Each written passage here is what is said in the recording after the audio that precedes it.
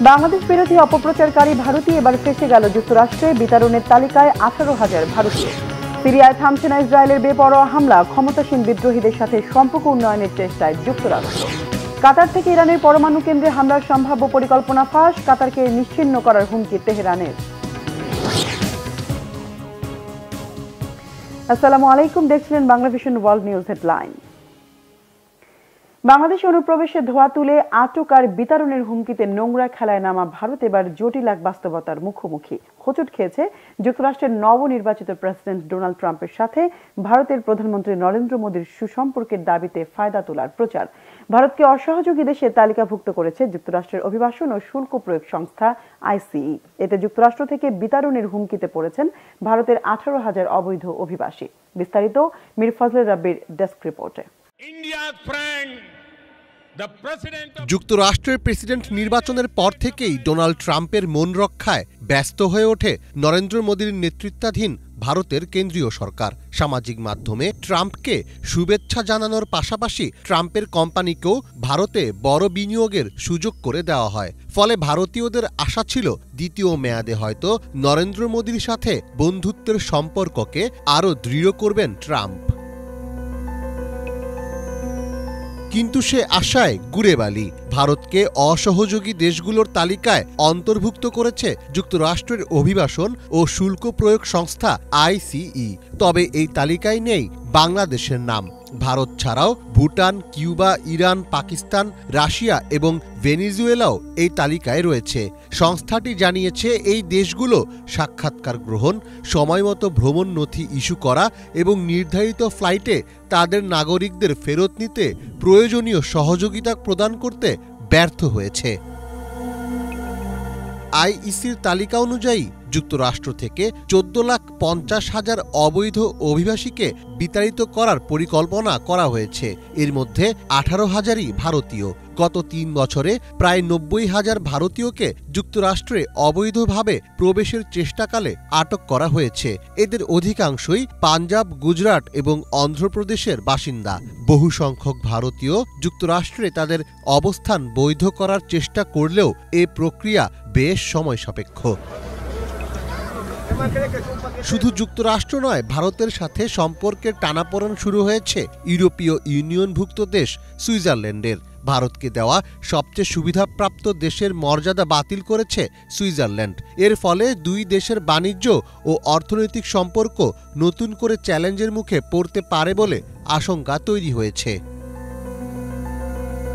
সুইজারল্যান্ডের সরকারের এই সিদ্ধান্তের পর সেখানে কাজ করা ভারতীয় সংস্থাগুলোকে আগামী 1 জানুয়ারি থেকে চড়া হারে কর পরিশোধ করতে হবে। বিশ্ব বাণিজ্য সংস্থার নিয়ম অনুযায়ী কোনো দেশ যদি অন্য একটি দেশকে মোস্ট ফেভার্ড নেশন বা MFN মর্যাদা দেয়, তাহলে সেই দেশকে শুল্ক ও বাণিজ্য সংক্রান্ত বিশেষ সুবিধা দিতে হয়। এতদিন সুইজারল্যান্ড ভারতকে এইসব সুবিধা দিত।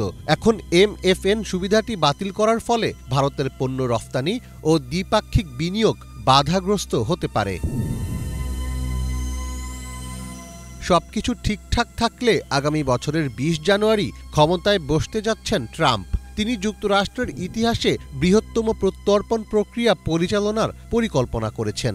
এই প্রক্রিয়ায় চূড়ান্ত আদেশপ্রাপ্ত হাজার হাজার ভারতীয় অভিবাসীকেও ফেরত পাঠানো হতে পারে। ফলে ভবিষ্যতে ভারতের ডোনাল্ড ট্রাম্প কার্ড আদৌ কোনো কাজে আসবে কিনা সেটিই এখন দেখার বিষয়। মীর ফজলে রাব্বি, বাংলা ভিশন। বাশার সরকারের পতন পরবর্তী সিরিয়ার ভারসাম্যহীন অবস্থার সুযোগে দেশটির গুরুত্বপূর্ণ স্পর্শকাতর সামরিক স্থাপনায় বেপরোয়া হামলা অব্যাহত রেখেছে ইসরায়েল। আন্তর্জাতিক আহ্বানের তোয়াক্কা না করে প্রায় বিনা বাধায় 1 সপ্তাহে ক্ষেপণাস্ত্র হামলা করেছে সিরিয়ার 800-রও বেশি অবস্থানে। এমন পরিস্থিতিতে সিরিয়ায় স্থিতিশীলতা ফেরাতে রাজনৈতিক সমাধানের জন্য জর্ডানে বৈঠক করেছে জাতিসংঘ আর যুক্তরাষ্ট্র ছাড়াও 8টি আরব দেশ। বিস্তারিত ডেস্ক রিপোর্টে। সিরিয়ায় আক্রমণ অব্যাহত রেখেছে ইসরায়েল। শনিবার রাতে মাত্র 5 ঘণ্টায় সিরিয়ায় 61টি ক্ষেপণাস্ত্র হামলা চালানো হয়েছে বলে জানিয়েছে Syrian observatory for human rights সোর। এই বিষয়ে সিরিয়ার নতুন প্রশাসনের commander in chief Ahmed al Sharaa বলেন, ইসরায়েলের এই ধরনের আক্রমণ সিরিয়ার জন্য একটি নতুন অযৌক্তিক উত্তেজনা সৃষ্টি করতে পারে। তিনি আরও বলেন, সিরিয়ার জনগণ বর্তমানে আরেকটি যুদ্ধে জড়ানোর জন্য অত্যন্ত ক্লান্ত। এদিকে প্রায় ৮টি আরব দেশের শীর্ষ কূটনীতিক সহ তুরস্ক, যুক্তরাষ্ট্র এবং জাতিসংঘের প্রতিনিধিরা জর্ডানে একটি সম্মেলনে যোগ দিয়ে সিরিয়ার রাজনৈতিক পরিবর্তনের প্রতি নিজেদের পূর্ণ সমর্থন প্রদর্শন করেছেন। এ সময় তারা একটি শান্তিপূর্ণ এবং সকলের অংশগ্রহণমূলক রাজনৈতিক পরিবর্তনের আহ্বান জানান। প্রায় ১২ বছর পর দামেস্কে তুরস্কের কূটনৈতিক মিশন পুনরায় চালু হয়েছে। এদিকে যুক্তরাষ্ট্রের পররাষ্ট্র সেক্রেটারি অ্যান্টনি ব্লিংকেন জানিয়েছেন, হায়াত তাহরির আল শাম HTS এর সঙ্গে ওয়াশিংটন সরাসরি যোগাযোগ রাখছে।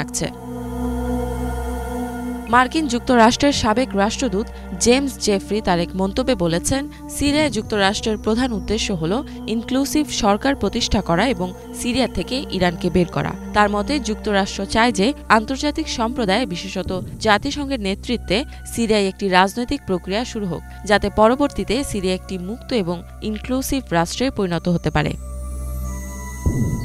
এদিকে হিজবুল্লাহর নেতা নাইম কাশেম সিরিয়ায় তাদের সামরিক সরবরাহ পথ হারানোর কথা জানিয়েছেন। এ সময় তিনি ইসরায়েল সিরিয়া সীমান্তবর্তী বাফার জোন ইসরায়েলি বাহিনীর দখলে যাওয়ার বিষয়টি উল্লেখ করে বলেন, এটি স্পষ্টভাবে প্রমাণ করে যে সিরিয়া এখন একটি বিপজ্জনক শত্রুর মুখোমুখি। একই সাথে তিনি আরও জানান, সিরিয়ার নতুন সরকারের প্রতি হিজবুল্লাহর অবস্থান পরিষ্কার করার সময় এখনো আসেনি। ইফাত জাহান, বাংলাভিশন। সিরিয়ায় ক্ষমতা দখল করা হায়াত তাহরির আল শাম HTS এর সঙ্গে যোগাযোগ করেছেন যুক্তরাষ্ট্রের পররাষ্ট্রমন্ত্রী অ্যান্টনি ব্লিংকেন। বিদ্রোহী গোষ্ঠীকে যুক্তরাষ্ট্রের নীতি শাসন ব্যবস্থার বিষয়ে স্পষ্ট বার্তা দিয়েছেন তিনি। জর্ডানে সিরিয়া নিয়ে সংলাপে যোগ দেওয়ার পরে সাংবাদিকদের এমনটি জানিয়েছেন ব্লিংকেন। মার্কিন পররাষ্ট্রমন্ত্রী বলেন, সিরিয়ার পুনর্গঠনে সহায়তার জন্য বিদ্রোহী গোষ্ঠী সহ অন্যান্য পক্ষগুলোর মার্কিন নীতি মেনে চলা জরুরি। যদিও এর আগে আল কায়েদার সঙ্গে যুক্ত থাকার অভিযোগে HTS-কে সন্ত্রাসী গোষ্ঠী হিসেবে কালো তালিকাভুক্ত করেছিল যুক্তরাষ্ট্র। এদিকে সিরিয়ার বিভিন্ন এলাকায় আঞ্চলিক প্রভাবশালী সশস্ত্র গোষ্ঠীগুলোর পাল্টাপাল্টি সংঘাত এখনো থামেনি। উত্তর পূর্বাঞ্চলে কুর্দি নেতৃত্বাধীন সিরিয়ান ডেমোক্রেটিক ফোর্সেস আর তুরস্ক সমর্থিত সিরিয়ান ন্যাশনাল আর্মির মধ্যে তীব্র লড়াই চলছে। এর পাশাপাশি স্থানভেদে প্রতিরোধের মুখে পড়ে সংঘর্ষে জড়াচ্ছে হায়াত তাহরির আল শামের নেতৃত্বাধীন যোদ্ধারা। মার্কিন এক গণমাধ্যমের প্রতিবেদন আগুন জ্বালিয়ে দিয়েছে প্রতিবেশী দুই আরব রাষ্ট্রের সম্পর্কে। ওয়াল স্ট্রিট জার্নালের প্রতিবেদন অনুযায়ী কাতারে মার্কিন ঘাঁটি ব্যবহার করে ইরানের পরমাণু কেন্দ্রগুলোতে হামলার পরিকল্পনা করছেন নবনির্বাচিত মার্কিন প্রেসিডেন্ট ডোনাল্ড ট্রাম্প। কাতার এমন দুঃসাহস দেখালে মানচিত্র থেকে নিশ্চিহ্ন করে দেওয়ার হুমকি দিয়েছে ইরান।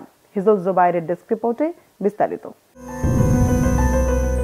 ইসরায়েলি প্রধানমন্ত্রী বেঞ্জামিন নেতানিয়াহুর বহুদিনের লালিত স্বপ্ন বড়সড় হামলা চালিয়ে চিরশত্রু ইরানের পরমাণু কেন্দ্রগুলো ধ্বংস করে দেয়া। তেহরানের প্রতি কঠোর ডোনাল্ড ট্রাম্প যুক্তরাষ্ট্রের প্রেসিডেন্ট নির্বাচিত হওয়ায় এবারে নেতানিয়াহুর সেই স্বপ্ন পূরণের সুযোগ তৈরি হয়েছে।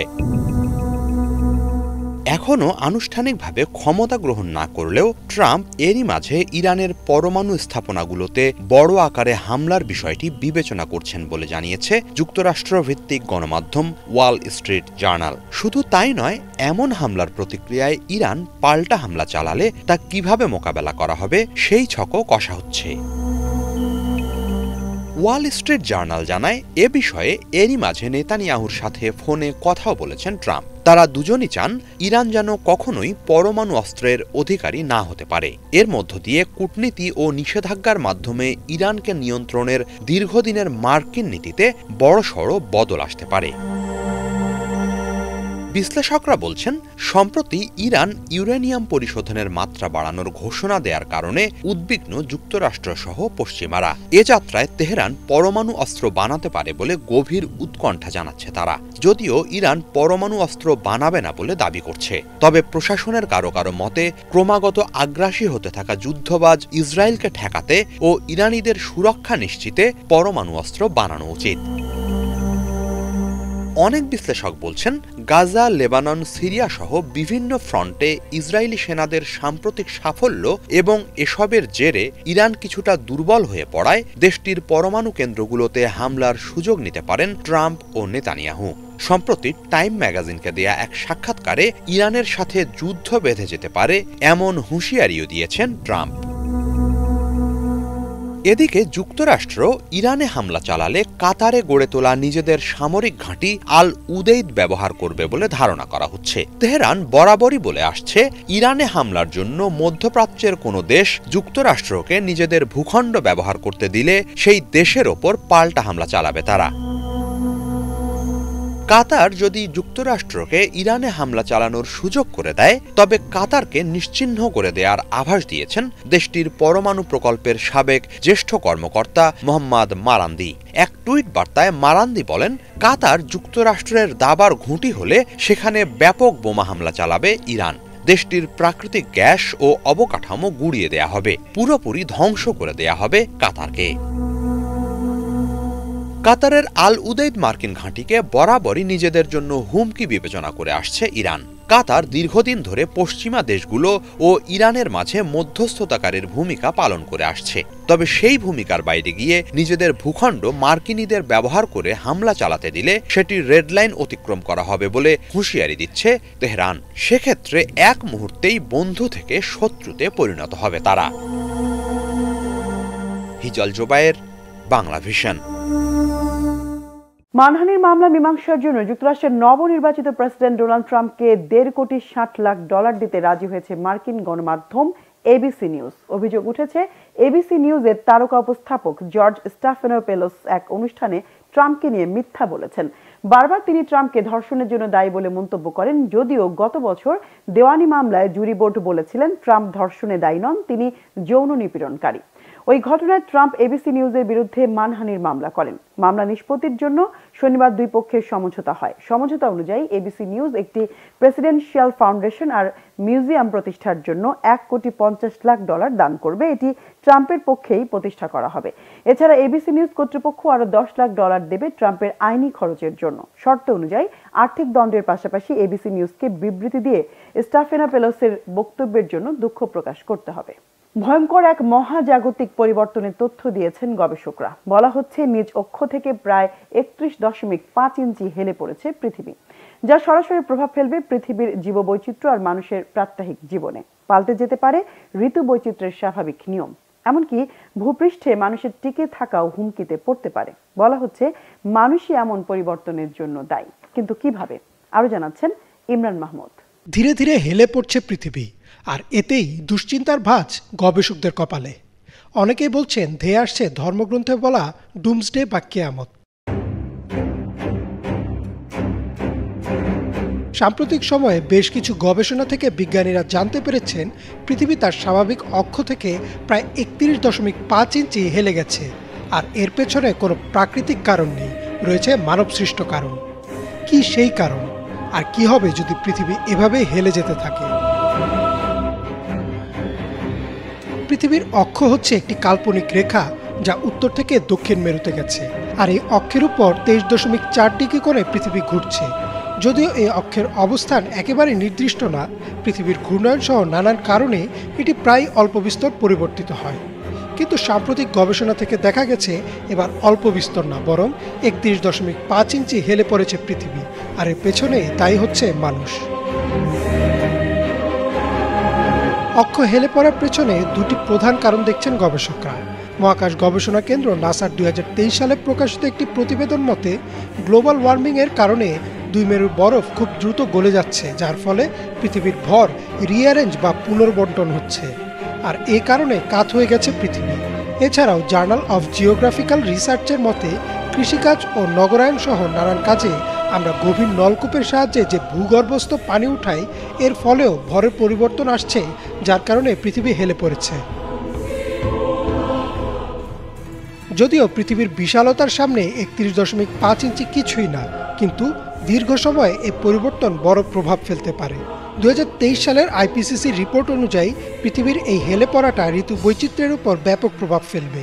ভিডিওর শুরুতে যেমন বলা হয়েছিল, পৃথিবী সাধারণত অক্ষের উপর 23.4 ডিগ্রি কোণে ঘুরে, আর এর ফলে আমরা 4টি প্রধান ঋতু দেখতে পাই, আর চাঁদের আকর্ষণের জন্য পৃথিবী তার এই অবস্থা ধরে রাখে। কিন্তু যদি পৃথিবী স্বাভাবিকের চেয়েও বেশি হেলে যায়, তাহলে সমুদ্র স্রোত, বৈশ্বিক জলবায়ু এবং প্রাণী বৈচিত্র্যের উপর এর ব্যাপক প্রভাব পড়বে। আর এই হেলে পড়ার প্রক্রিয়া যদি চলমান থাকে, তাহলে হয়তো পৃথিবীতে মানুষের টিকে থাকাই হবে এক বড় চ্যালেঞ্জ। আর তাই অনেকেই এই ঘটনাকে বলছেন ডুমসডে বা কিয়ামত। তবে এখনই দুশ্চিন্তা করতে নিষেধ করছে ইউএন ক্লাইমেট অ্যাকশন। সংস্থাটির মতে পৃথিবীর এই হেলে পড়াটা রোধ করে আবারও বিশ্বকে আগের অবস্থায় ফিরিয়ে নেওয়া সম্ভব, আর এর জন্য প্রথমে নিয়ন্ত্রণে আনতে হবে বৈশ্বিক উষ্ণায়ন বা গ্লোবাল ওয়ার্মিংকে। কার্বন নিঃসরণ নিয়ন্ত্রণ, গ্রিনহাউস এফেক্ট কমানো আর নবায়নযোগ্য জ্বালানির ব্যবহার হতে পারে এর প্রতিকার। এছাড়াও পৃথিবীর অধিকাংশ স্থলভাগ কংক্রিটে ঢেকে না দিয়ে খালি রাখতে হবে, যেন পানি আবারও ভূগর্ভে ফিরে যেতে পারে, ফলে পানি চক্রটাও বজায় থাকবে। ইমরান মাহমুদ, বাংলা ভিশন। দর্শক, এ ছিল আজকের মতো, সাথে থাকায় ধন্যবাদ।